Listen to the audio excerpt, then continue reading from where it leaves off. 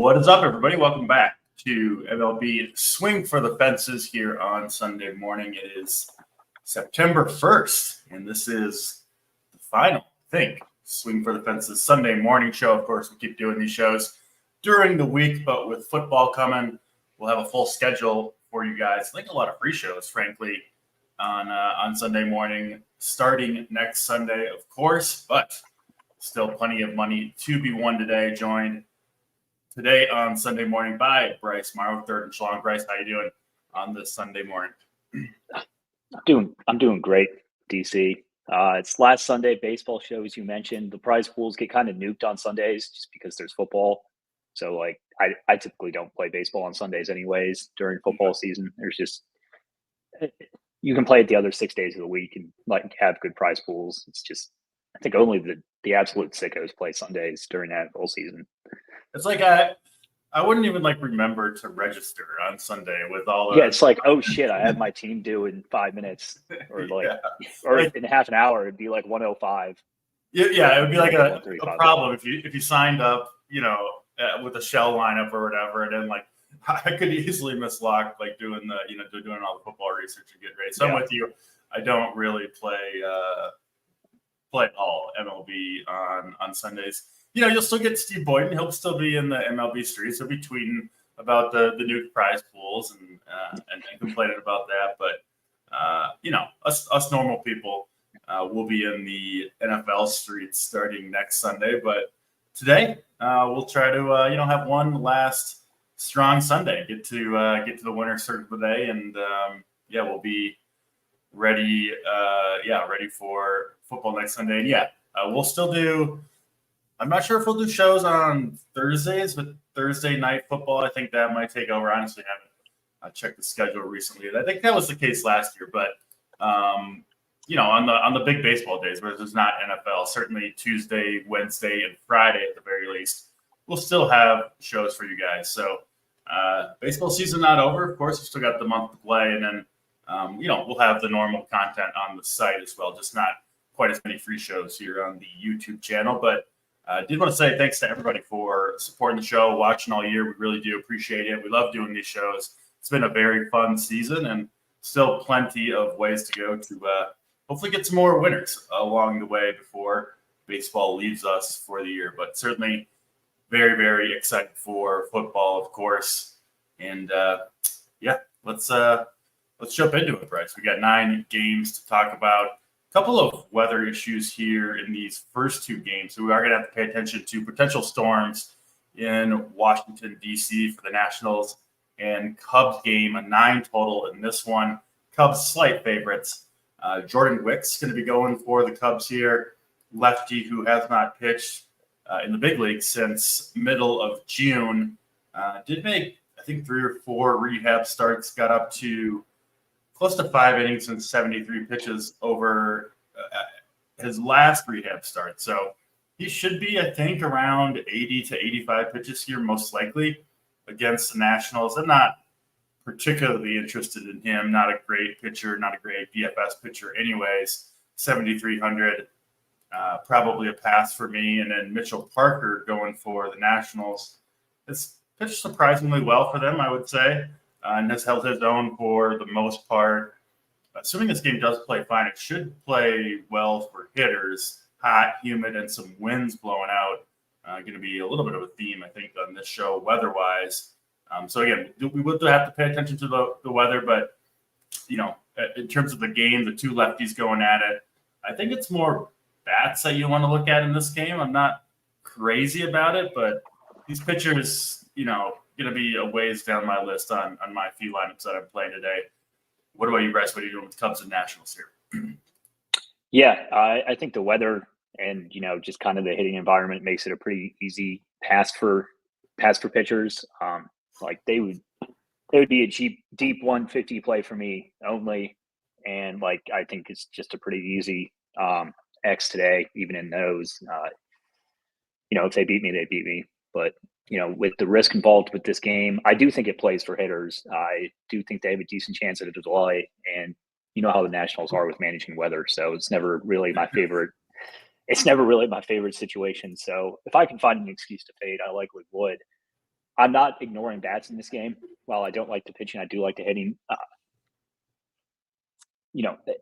Nationals remain a high upside offense, just based on their power and speed combos on some of these individual players. I do like them more in smaller stacks. Do not see an updated lineup for either team here, but assuming Cruz leads off, he'd probably be my favorite play here on the Nationals. And then for the Cubs, you obviously prefer the righties against Parker. I think Paredes, Suzuki, and Dansby Swanson, I think is a pretty solid play at shortstop today. Assuming he hits second here. Don't love the lefties against Parker. Once again, for both teams, more in 3 stacks than 5 stacks, but I wouldn't mind a Cubs 5-man here.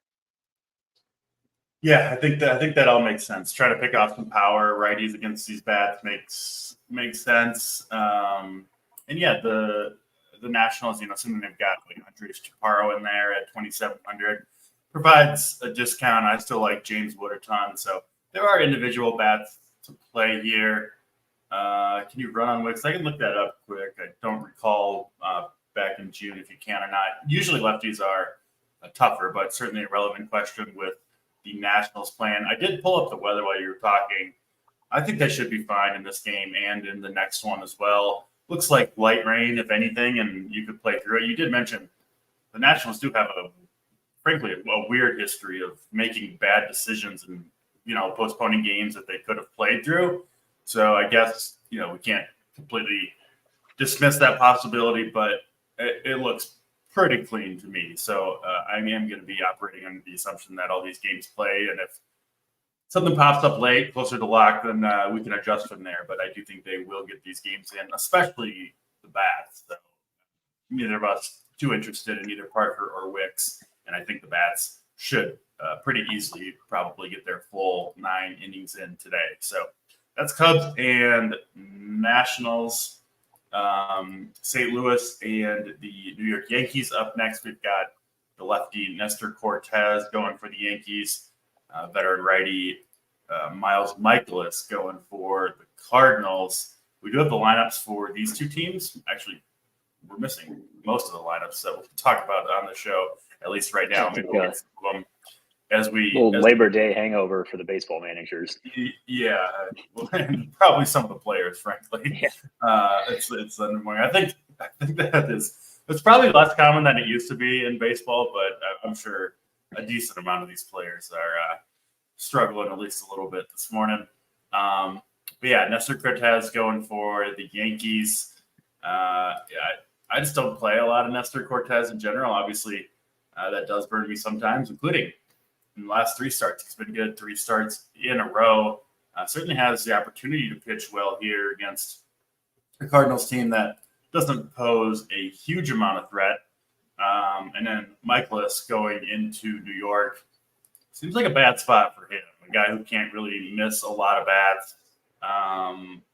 Gives up his fair share of fly balls. Used to pitching in the big park in St. Louis, but now has to go to obviously the much more favorable home run park in Yankee Stadium. It's hot, it's humid, you got some winds blowing out. Pretty bad bullpen behind Michaelis as well. I mean, I think the Yankees got to be on anybody's short list. That's true most slates, but for me, it's especially true today. So, got to be in on the Yankees here, right, Bryce? Yeah, I think it's hard to fade them. If you do want to fade them, I would even consider playing like a weird Yankee that because everyone's gonna try and play Judge or Soto, right? And then Gleyber and Wells right behind. I think I'd never really recommend them, but a Stanton or a Jazz are pretty strong tournament plays here. Just hoping that Mikolas tries to dodge Soto and Judge's bats. It winds up down to them. Because I don't really see. I mean, it's baseball. I mean, anything could happen, but I don't really see a way that you fade the Yankees today, whether it's playing a one-off, playing a 3-man, playing a 5-man.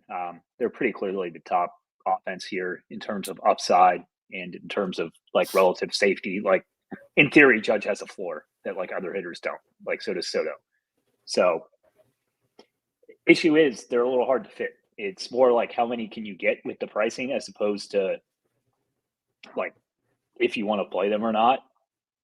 Just because we'll go through it. I don't really see any cheap pitchers that really jump off the page to me. And so yeah, I'll try and toss in some extra cheap 3-man stacks along the way here. I think the Cardinals have one. This Baker guy, none of these bats are expensive. Like Baker, Walker, and Herrera feels like a weird segment with catcher, and the average price of that stack is 2.8K. So I think that's a decent 3-man to toss in there. But yeah, I don't really love Nestor here personally. I think it's interesting to get a pivot off of Manea, but yeah, I don't really see it here. I mean, I just think his upside is pretty low compared to some of these other arms that we'll talk about. So Nestor is likely a fade for me, and I do expect him to get some ownership. So I really don't mind playing St. Louis 3-mans. You are facing a good bullpen behind him, but they're cheap. So yeah, I'm with you. I mean, liking here brings up a good point. I think, is he in there? Baker? Yeah, Luke and Baker hitting second. Was showing big power in the minor leagues, 32 home runs down there. Hasn't done a whole lot yet, but it's been just 8 games, 22 plate appearances. He does have the 1 home run. So I do like him as a punt, which you might need. I mean, you mentioned, Bryce, not many cheap pitchers. I'm really seeing 2 guys. We'll get to them, of course, that kind of stand out. They are going to be, of course, I think the 2 most popular. But it seems like a severe drop-off after, what I consider to be the 2 top arms on the slate. And cheap guys, I didn't have quite as much time to dig into every single pitcher as I normally would, given the early start here on Sunday morning. But man, I'm going to have a hard time clicking on most of the pitchers, frankly, on this slate. So as we go through this game by game, yeah, it's going to be a lot of not interested in this, not interested in that. Plenty of bats to play, that's for sure. But pitching-wise, might be one where I end up eating the chalk on my own main team. So we'll see. I've talked a lot about, I don't necessarily need to play the full, 5-man Yankees stack. I think that is one way you can get a little bit different. Is only play Soto and Judge, right? And then maybe an Austin Wells. Those are the guys doing the damage anyway. And it does seem like a lot of people, do include 2 more Yankees bats, get the full 5-man in there, which I understand, but you certainly don't have to, because obviously the vast majority of damage is coming through the 2 superstars in Judge and Soto. So I do think if you're trying to get just a little bit different, that is one way to do it, and then go for maybe a full stack of a different team.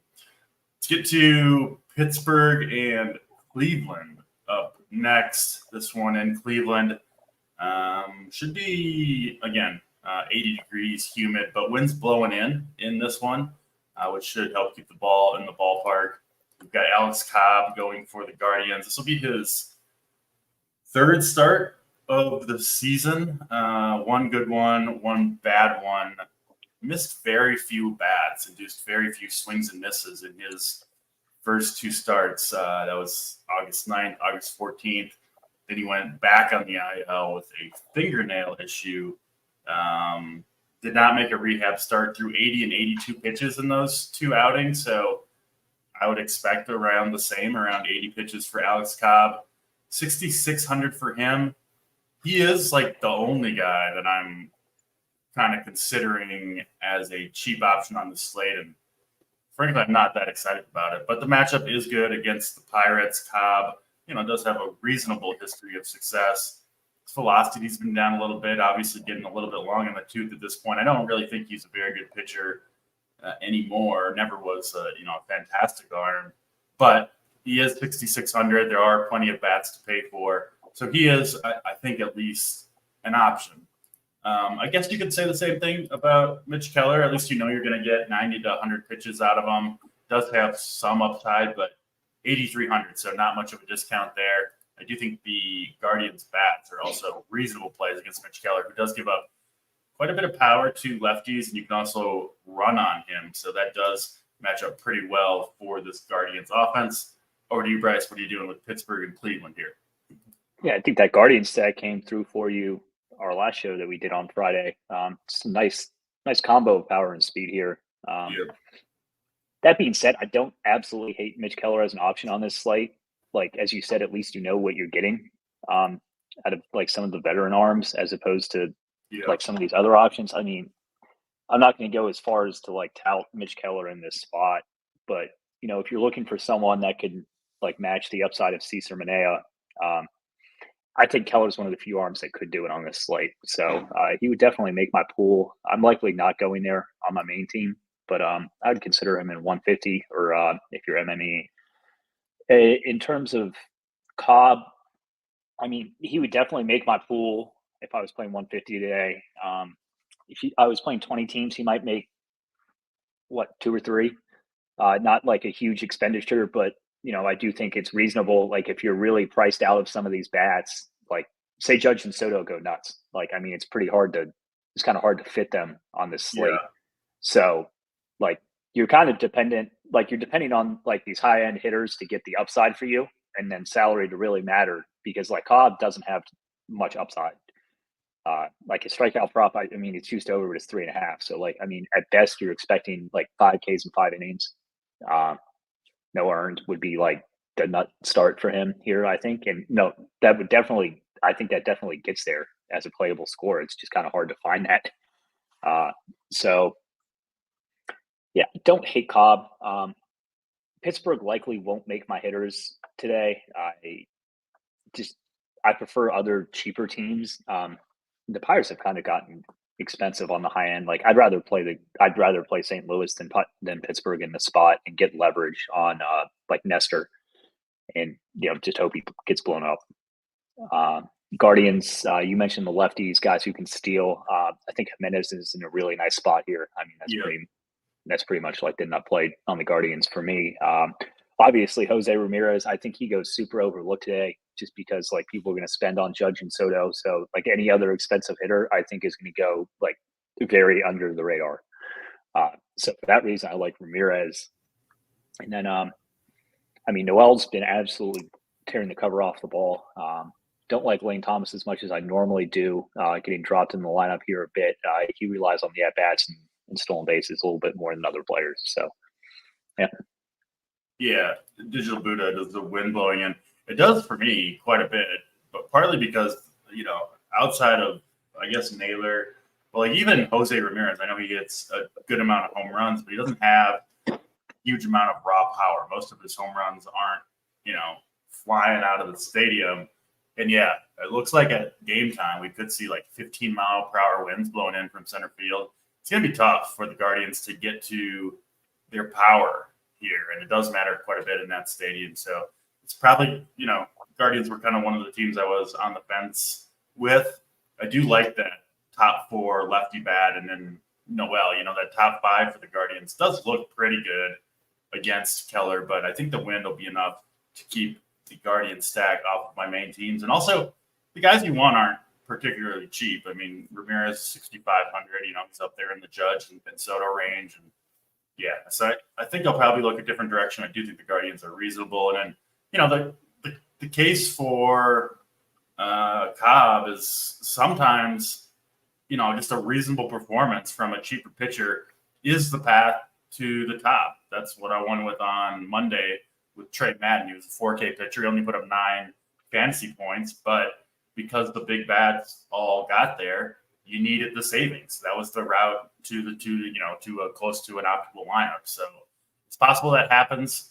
Something like that happens today, and because I don't think Cobb's putting up 20 plus fantasy points very often here, but it's possible 12 or 13 or 15 could be enough if the slate breaks that way. So that's anytime you're kind of talking about the whole slate going one way for a justification for playing someone, it's hard to get excited about that, but it is at least possible. And I do think Cobb, if you're playing a bunch of lineups, like you said, I would at least include him in there in case it is one of those slates where, Judge and Soto combine for 60 points and you just got to have them. And it's whoever has the most reasonable cheap pitcher gets to the top. Sometimes slates do end up going down that way. Let's get to Boston and Detroit up next. This one I've got quite a bit of interest in these Boston bats. I just mentioned Ty Madden. I think I called him Trey Madden. Ty Madden for the Tigers, who did make his debut last Monday against the White Sox. I played him. Again, just the 9.1 fantasy points over 5 innings. I think I played him on all my lineups. And so I watched that game, and I remember feeling pretty fortunate, pretty lucky to get even the 9 fantasy points out of him against the White Sox. I didn't think he looked good. He didn't look as good as I expected him to look, frankly. Results back that up. He didn't miss many bats. And, I keep a notepad and just kind of write down things as I watch baseball when I'm watching. And my conclusion was I kind of wanted to stack against this guy next time he was pitching, which is today. It does look like they might go with an opener, Bo Brieske, but it'll just be 1 or 2 innings max out of him. And then it should be Ty Madden, for as long as he can go, 5 or 6 innings after that. And I don't think he profiles very well against this Red Sox team. I like this team in general against mediocre right-handed pitching, which I certainly think Ty Madden fits that bill. They did drop Willie Abreu down to 7th. They've got Refsnyder hitting 3rd against the righty Madden, which is a little bit strange, but nevertheless, I like this Red Sox team quite a bit today. It is in Detroit, which obviously is not as good of a place to hit as Fenway, but hot, humid, and pretty strong winds blowing straight out to center field. Should help this park play more hitter-friendly than it typically does. Pretty good hitters umpire in there as well. So I'm in on the Red Sox. I think they are – can't rank them, I don't think, quite as high as the Yankees. They just don't have the individual bats. It's the same upside that Soto and Judge have. But as a full stack, I do like them a lot. Probably my number 1 stack on this slate. No interest in Madden here. And then Cooper Criswell on the other side. I guess maybe you could throw him in the, cheap pitchers that are at least reasonable plays. Hasn't pitched well recently, though, not going deep into games. You might not even, frankly, I don't know what his out prop is, but it wouldn't surprise me if it was even below the 15 outs required to get through 5 innings. So, good matchup, I suppose, against the Tigers, who just haven't done much. Like, I've kind of been playing them, honestly, a little bit too often. Criswell, I guess throw him in the Alex Cobb bucket of you could play it and hope that it's that type of slate, but not excited about it. I actually think I'm trying not to play so many Tigers, but I do, at least on paper, I think they look pretty good here against Criswell and the Red Sox, who have a bad bullpen behind them. So mostly bats here for me. What about you, Reds? What are you doing, Red Sox and Tigers? Bats, for sure. Don't like either of these pitchers at all. I don't really play guys that are long relievers in general. I think Mateo agrees with me there. But, yeah, Madden profiles really poorly to me on the slate. I think the Red Sox are by far the best Yankees alternative. 100% agree with you there. Like, if you play Devers and Duran as, like, an expensive stack off of, like, Soto and Judge, like, I think you're automatically getting a little different. And, I kind of like Red Sox 5-mans here, to be honest. Ref Snyder, hitting 3rd, he's not going to get yanked if they bring in a lefty, which is nice. Like, so he's not a pinch hit risk like he normally is here. I like him. I think any of this lineup is appealing to me. Like Gonzalez and Sogard, I think carry like a lot less pinch hit risk, like against a righty too. So I kind of like playing one of those cheaper guys, and then Devers, Ref Snyder, Duran, and then kind of pick your last one. Would be my preferred stack to make here, but I do like this Red Sox stack a good amount today.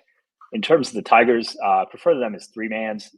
You do get like a Jace Jung type of guy who's super cheap and like can make stuff work that like normally wouldn't otherwise. He's likely going to hit 4th here. I don't see a type. No, here's the Tigers lineup. He's hit 5th today. I think Parker Meadows remains a pretty strong play here in terms of his power and speed upside that he carries.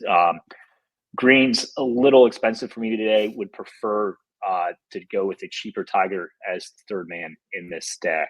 But yeah, I think they're reasonable here. I'm not playing any Criswell. I'd rather like get an extra share of Cobb for like the one Criswell team I would play. Or just like pay up another $1.5K and like get a reasonable arm. I think his downside is super high. I don't think he has any floor, and his strikeout props 3.5. He's just a really poor play on the slate, I think. As I said, I'd much rather like take shots like Cobb. I'm with you. Cobb over Criswell. If I must choose between the two, no Madden at all. And glad to see you are on the Red Sox. I do think I'm sure they'll be popular, but I think they're going to do some damage here. So you can run a little bit on Madden as well. So a guy like Jared Duran gets an extra bump in that regard. San Diego and Tampa Bay up next. This one in the Dome in Tampa. I believe the lowest total on the slate for this one, sitting around 7 runs. Closely lined in the betting market. San Diego slight favorites behind Dylan Cease, who's had strong season for the Padres.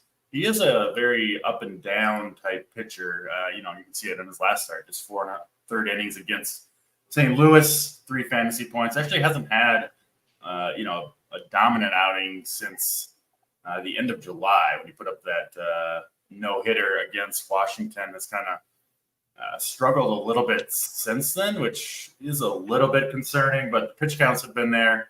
I'm not overly concerned about it. And he gets a Tampa team that, has a lot of strikeouts in the lineup. This is a good place to pitch. They don't have very many good hitters, and it seems like an awesome spot for Dylan Cease. He is going to be, it looks like, pretty clearly the most popular pitcher on this slate. I think he's going to come around 50% ownership, 5-0. So I know you're eating the chalk, but it does seem like pretty good chalk on this slate. Just not very many enticing pitching options. So occasionally you gotta go with the chalk, and I think this could be a slate to do that. Ryan Pepio going for Tampa Bay. He has pitched very, very well as of late. He gets to pitch at home here, but he gets the San Diego team, who are the contact masters. There's no big strikeout rates in this lineup really whatsoever. So for me, I'm not playing San Diego by any means, but I also don't have really much interest in Ryan Pepio against the Padres. So it's an avoid on both sides. I'm not playing, I don't think any Rays bats. I think you could play Brandon and Josh Lowe if you wanted to, swinging from the left side. They got some power and speed. Those would be the two that I would consider if you're fading Cease. But I do think pretty clearly Dylan Cease is the best play in this game. What about you, Bryce? Are you paying up and eating the Dylan Cease chalk on this slate? Yeah, I'd likely rather get different at bats than with Cease here. Like I wouldn't lock him in my 150 or whatever. Like I'd probably play 60 to 70% Cease here. Mm-hmm. Sounds about right to me for DraftKings. I mean, there's just not tons of great alternatives. I will be playing him on my main team.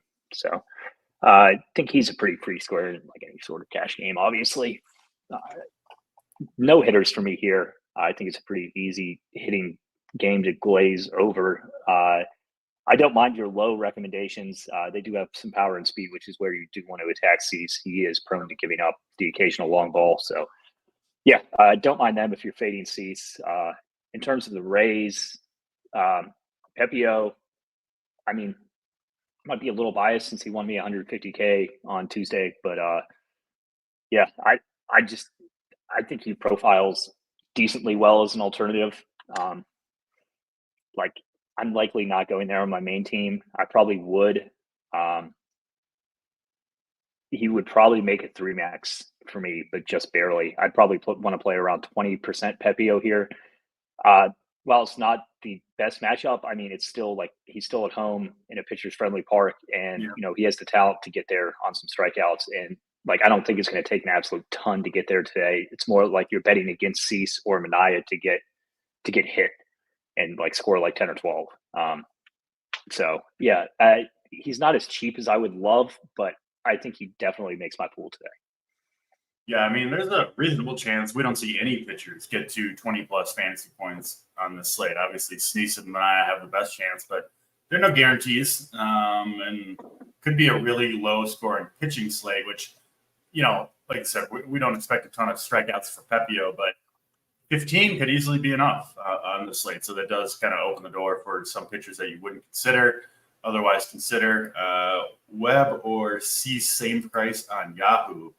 Not playing over there, but yeah, Webb does get the Marlins in San Francisco. I think you could make a good case for Webb over Cease. I haven't looked into Webb, but I'd probably take Webb. Me too. I saw we had a question in chat about the Coors game. I think the O's would certainly be the chalk on the slate, and I think good chalk here. So. Yeah. We're not going to go super into that game here, but it is on the FanDuel slate, so I figured I'd mention it. Orioles, even in single entry, I would play a 4-man. I'm with you. Certainly expect the Orioles to do some damage against Cal Quantrill and the Rockies and Coors today.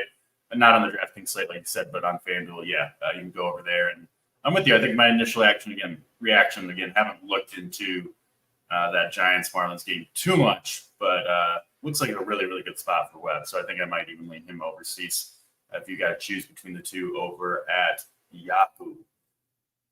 All right, let's get to Kansas City and Houston. This one, going to be in Houston. Looks like it's going to be going for the Royals, Alec Marsh, who had kind of a strange season, up and down, some good starts, some bad. Hasn't been great recently. Even against the White Sox, he struggled 2 times out in a row.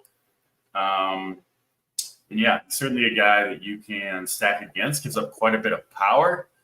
So I do think the Astros are another team to consider here against Alec Marsh. Going to be Ronel Blanco going for the Astros. Had a very, very strong season. Has faltered a little bit here down the stretch, but still pitching well for the most part. Problem is he does get obviously a pretty good Royals team, and he's expensive. He's $9K. Looks like he should come in around 15% owned. I think that's fair for Blanco. I do think he's another one to consider, but I do prefer, going up to Dylan Cease or Sean Manaea, who of course we will get to here momentarily. So I don't think I'm playing either of these pitchers on my main teams. You could play Blanco. I think Marsh is off the table for me, basically. And then I think it would be the Astros bats that I'd be more likely to play. Blanco, he does have a pretty big split where he's getting hit hard by lefties. Royals, of course, lost Vinny Pasquantino for the rest of the regular season at least. So he would have been one of the best plays against Blanco, but obviously not available. And then I guess Massey Melendez has been heating up a little bit. You could consider, but probably won't end up with a ton of this game. I think it's the Astros bats led by Jordan Alvarez, of course, that I think are the most interesting plays here. Over to you, Bryce, for KC and Houston. Yeah. I mean, Jordan and like Duran seem like the obvious pivots off of like Judge Soto chalk here. You just really want upside bats here, in my opinion. And the Astros do carry that. Prefer them as a 3-man to a 5-man, but the nice part about this lineup is they do have some really cheap options here. Like Ben Gamble, Jonathan Singleton are pinch hit risks, but they're super cheap, which I think plays on the slate. Jake Myers, Dubon, Whitcomb. Like the entire bottom half of this order is cheap. So like you could play 2 guys towards the top and 3 guys at the bottom and, leave yourself money for some of this pitching. So I do like this Astros team. They come in 3rd overall for me behind the Yanks and the Red Sox. I would likely be more apt to going towards a Boston 5-man than an Astros 5-man, but the Astros 5-man is cheaper and does fit better. So gonna take a look at that here. In terms of Blanc, I want nothing to do with Marsh here. I think it's a pretty easy fade. Even he'd have to be like 4K for me to consider him in this spot. Would not make my pool in 150. Blanco, I think does have some limited upside. His K prop is juiced under 5.5, which you obviously don't love for 9K here. Just based on the relative strength of this pitching slate, I think 15% is fair on him. Like, he can obviously come out and have a good outing, and these other guys get hit. So, like, he'd probably make one of my 5 teams if I was playing 5 max. He wouldn't make my team in a 3 max. And yeah, likely around 15% for me on him. You do want to attack him with lefties. Issue is the Royals don't have tons of great lefties anymore. It is a much better lineup than they've put out the last couple of days, like with Pham in there and whatnot. I skipped baseball yesterday, but I remember the show we did Friday. The bottom half of this team is, as Boynton would say, absolute dog water, and they're actual like pro hitters today. So I don't think it's as great of a matchup for Blanco, but I also don't really want to pick off Royals on him. I'd rather condense myself around like some of the more expensive stacks, because it's not like this Royals team is cheap. Because you want to get win in there at 6.7K, and like honestly, I'd rather have an extra share of like Jordan or Devers or like even a Chalky or Judge or Soto in terms of expensive bats. Yeah, I mean, really the only case for playing Witt over those guys is just the ownership and contrarian approach. Matchup-wise, it's not even close.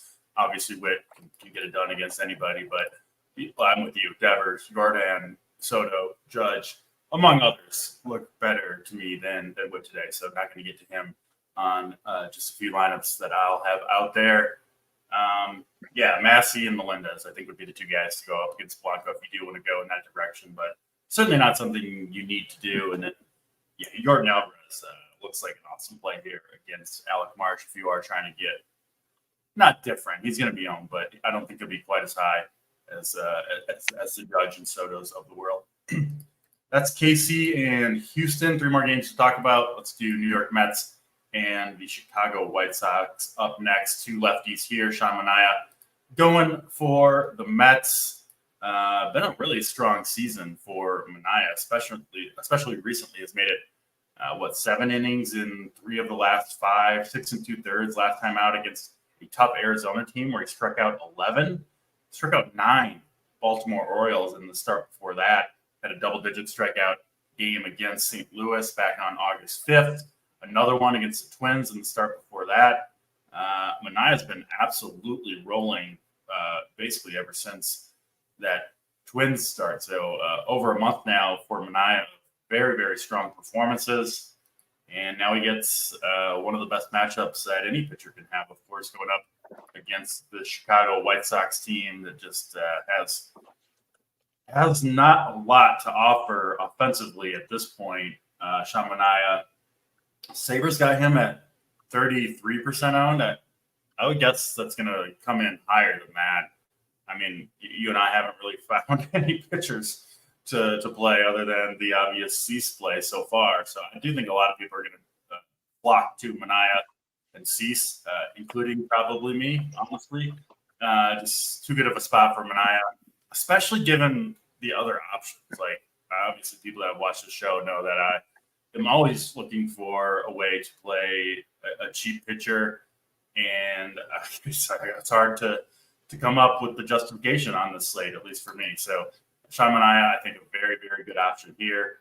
Garrett Crochet, they're obviously kind of shutting him down or reducing his workload as the season goes along. And I wouldn't be surprised, honestly, if they kind of even accelerate that plan. I mean, they just have nothing at all to play for. Nobody's showing up to their games or anything. Crochet is already pushing his innings maximums that he's thrown at any level in his career. So, I mean, I think they should be, shutting it down for Garrett Crochet. So, yeah, maybe you'll get your 4 innings out of him. I think that should be the expectation. But you absolutely can't play him, in my opinion, at 7,500 against this Mets team who does crush lefties. And the Mets are another team that I think you can absolutely consider. Crochet has not been quite as good ever since they, kind of pulled the plug on him as a full-time starter. And, of course, the White Sox bullpen behind him is dreadful. Dangerous Mets team that's still trying to win games. I don't like them quite as much, I don't think, as the Red Sox, but they are certainly on the short list today. Obviously, Sean Manaea, fantastic play as well. Over to you, Bryce, for Mets and White Sox here. Want nothing to do with Crochet here in this spot. Would prefer to go to Mets bats, honestly, since they really started limiting him.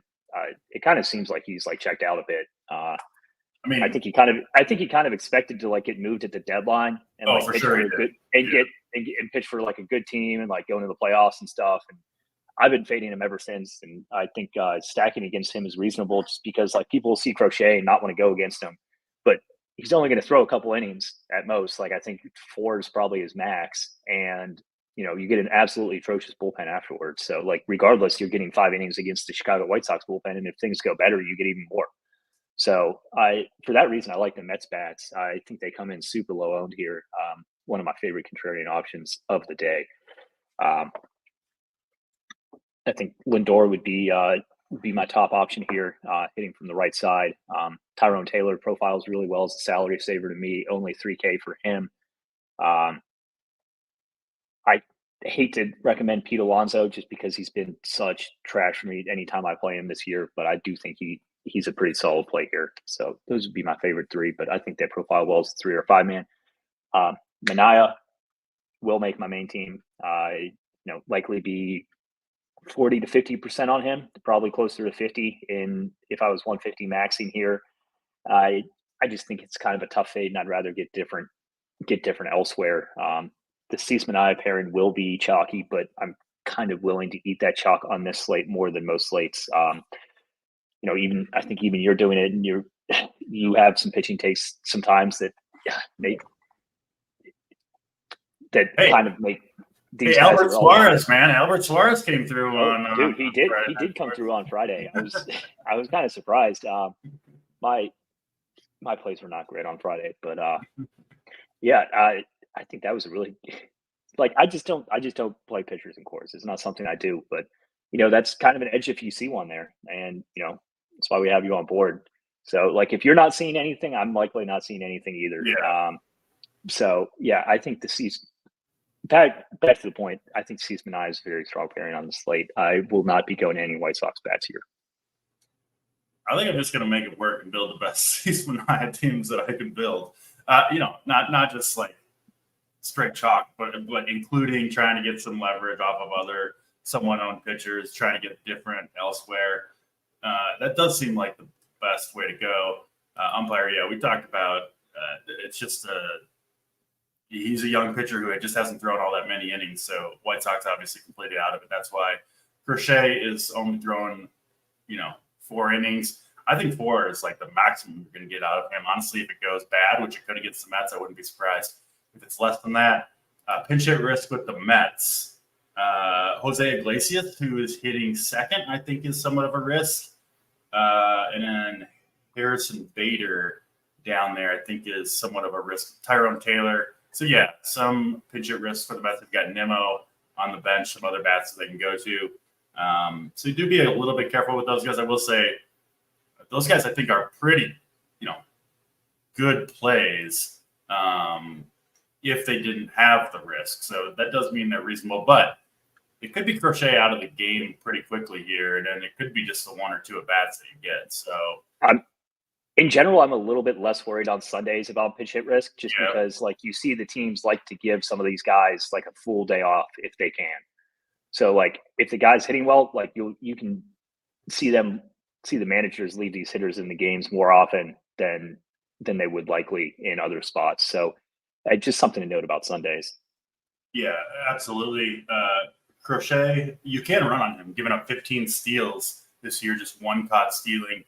Bump to Lindor, who I do think is the best individual play on the Mets. Someone that I think I want to get in my lineups if I can today. And wind direction looks like it's a crosswind to me.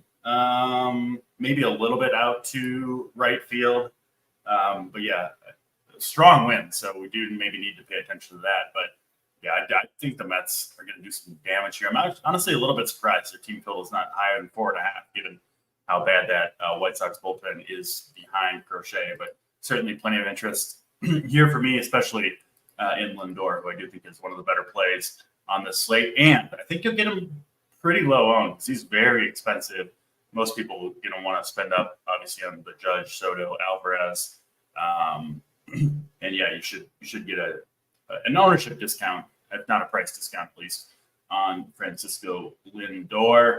And yeah, looks like an amazing spot for Manaea. No guarantees in baseball, but about as good a spot as he's going to find.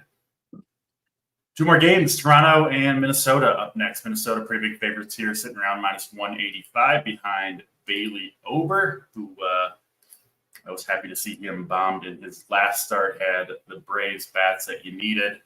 Matt Olson, I think, put up close to 40 in that one. And yeah, Ober, a good pitcher overall, but gives up a lot of fly balls, a lot of home runs. It's a reasonable matchup here against the Blue Jays. I do think some of these Blue Jays bats are reasonable plays. Players always feel low owned against Bailey Ober because he has a pretty good pitcher overall. Looks like moderate weather, 70 degrees, no real weather impact in this game, frankly. Ober at 9,500 is too expensive to me against a pretty contact oriented Blue Jays team. I do think the Blue Jays have, some reasonable cheap bats. Will Wagner swinging it well. I really like how he looks at the plate. Will Perfido, super cheap. Barger is cheap. We know what Vladimir Guerrero is doing the second half of this year. So, yeah, I do think you could go to some contrarian Blue Jays options again here against Ober if you want to. I will say the Twins bullpen is rested. They've got all their studs available. So unless the Blue Jays do a ton of damage off of Ober, they're probably going to see those guys coming out of the pen, and it's really, really hard to score against the back end of that Twins bullpen. So definitely a downgrade for the Blue Jays bats there for me. And then Yariel Rodriguez going for Toronto. It's pitched okay this year. It has fallen apart a little bit, coming off a really rough outing against Boston. And the Twins are swinging it pretty well. They've got a team total close to 5 in this game, which I'm kind of surprised. It's higher than, say, the Mets, but that is where the market has it pegged. Part of the reason guys like Larnach, Matt Wallner, swinging good bats, Willie Castro up top, I think is a decent option. So I do think you can go to the Twins bats with those contrarian options if you want to. Obviously, some pinch hit risks with some of these power lefties, but they are cheap enough where I think you can make the case for them. Anyway, over to you, Bryce. Toronto and Minnesota. What do you got for us? Ober, I don't love in this spot, and I also don't love Toronto bats.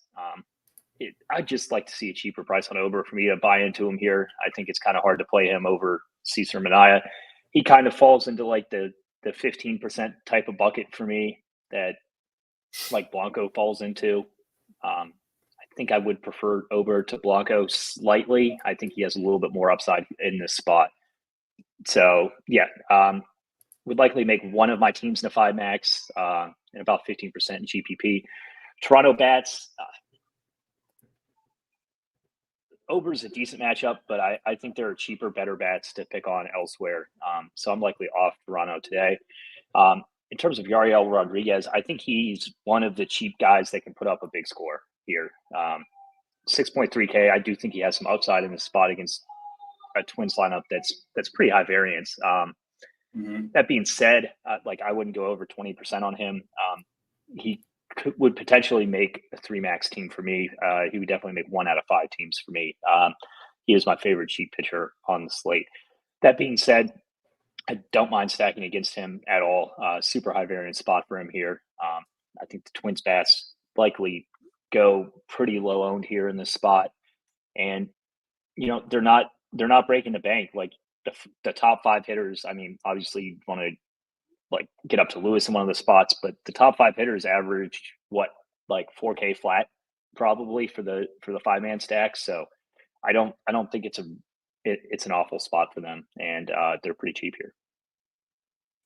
I think you're right on Rodriguez being the best cheap pitcher, probably by a decent margin, honestly. At 6,300, part of his problem, he doesn't go super deep into games, you're probably only going to get, mid 80s in the pitch count out of him at best. But I mean, like we said, outside of Nines, we don't really expect big performances out of starting pitchers today. And even those two, things go wrong for pitchers all the time. And, they could falter and put up 15 or fewer fantasy points, and Rodriguez could get there.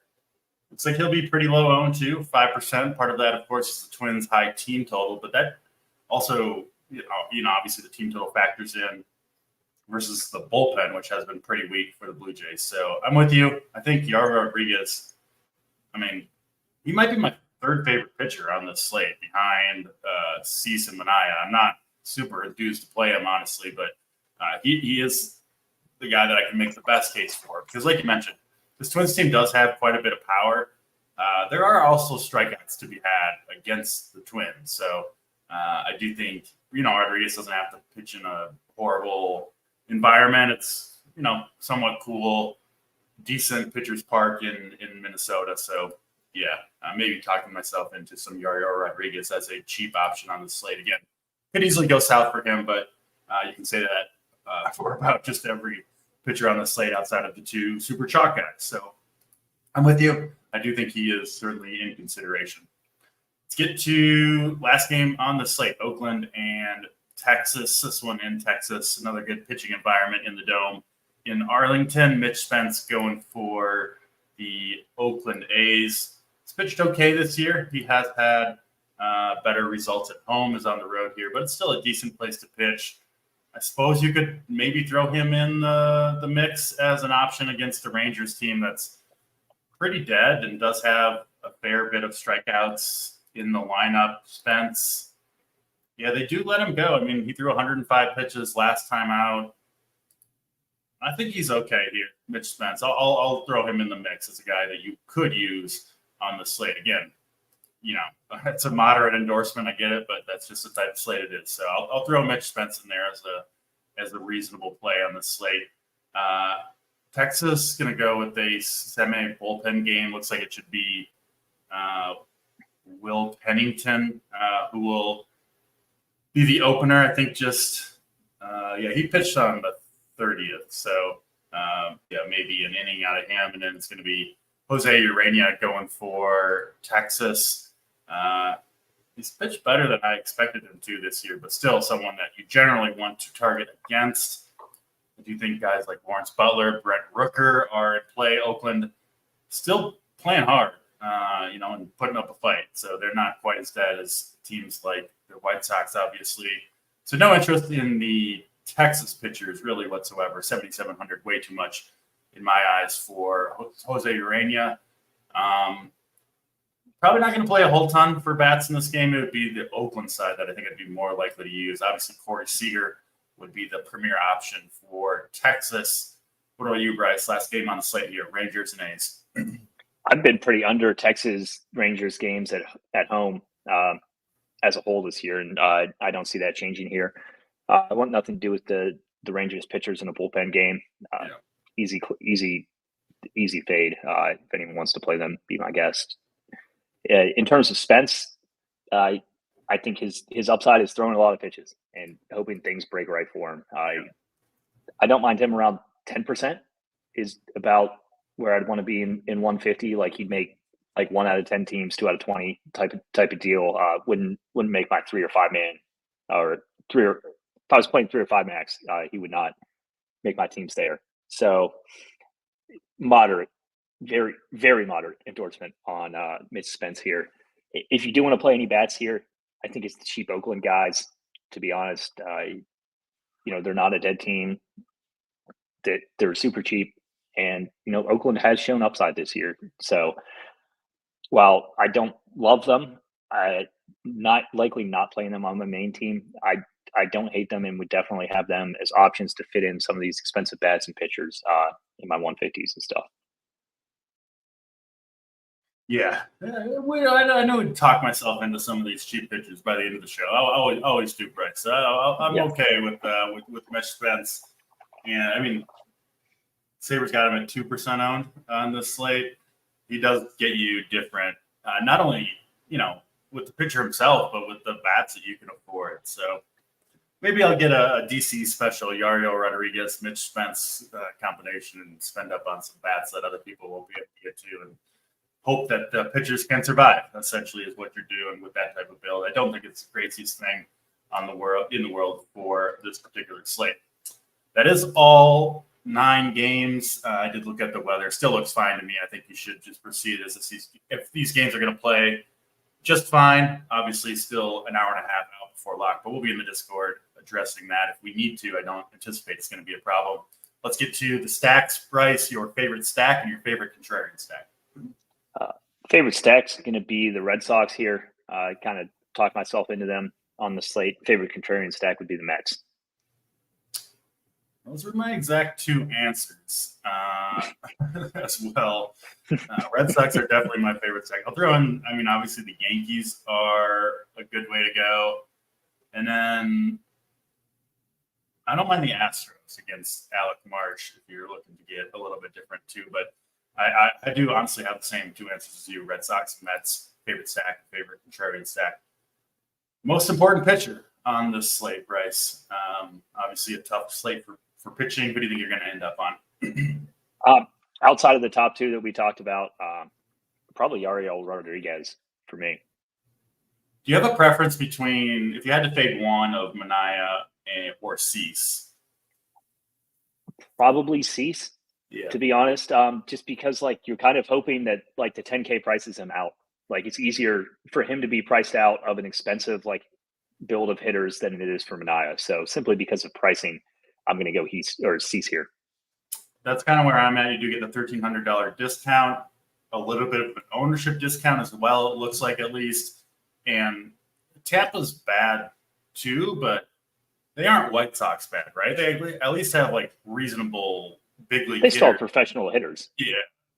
Whereas the White Sox, it's very, very ugly outside of, I guess, Luis Robert, who's not, some absolute killer anyway. So I'm with you. If I have to choose, I think Manaea is the better play between the 2. So yeah, Manaea. It's a 4-pitcher slate for me, I think. Cease, Manaea, Yariel Rodriguez, and Mitch Spence, the 4 guys that I'm going to use. I don't anticipate branching off from those guys in my 5 lineups at all, frankly. So it'll be those 4 for me. Most important, I guess you could make a case it'll be one of the cheaper guys just because they're so low owned, but I'll have plenty of Sean Manaea, probably on 4 of my 5 lineups would be my guess. Home run call. Plenty of options here, but who's going yard today, Bryce? I'm going to go with Rafael Devers. I like that call a lot. I will go with, I want to give someone that I'm actually going to play. Give me Francisco Lindor, who I think will get a little bit of an ownership discount on. Finally, your favorite hitter on the entire slate. I could answer Lindor for that too, but I'll pick someone else.